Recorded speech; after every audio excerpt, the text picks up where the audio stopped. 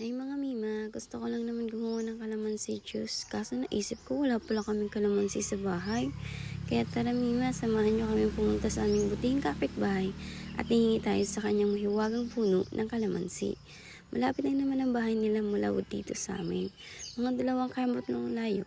Nilatnan kong nagkakape si Tia, kaya binigay ko na agad ang aking pampalubag loob na dala. Siyempre, kasama yan sa buhay. Kaya nang sinabi ko nga ang aking magic words na, Tia, pwede po makahingi ng kalamansi? Ay nako, hindi na siya agad nagdalawang isip pa at binigay niya na agad sa akin ang panungkit. Sabi pa niya kahit ubusin ko na raw lahat ng bunga. Sabi ko naman, iuwi ko na lang po itong puno sa bahay para hindi na ako manghingi lagi sa inyo, Tia. Sa isip siguro ni Tia, abusado ata to Pero hindi guys, mabait talaga yan si Tia. Karamihan talaga sa mga nakatira dito masisipag magtanim. Ako lang ata ang hindi At saka karamihan talaga sa matatanda dito, ang kanilang iniisip, nagtatanim sila para sa kanilang anak o apo.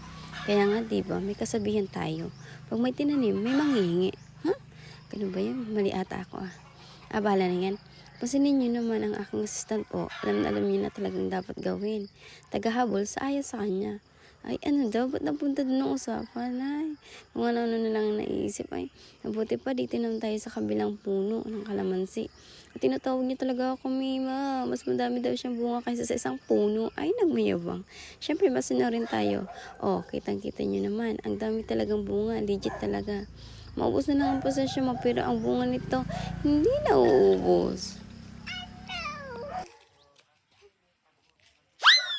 Ayaw! Ayan, may pahabol pang isa ng mangbuburaot din.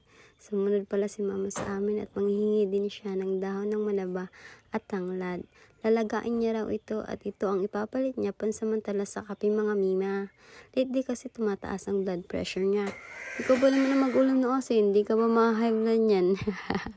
Ang lakas ng loob ko mo Akala mo kung nagpaalam kay Tia. Magpapaalam naman daw siya pagdating ni Tia galing balon. At least magpapaalam, diba?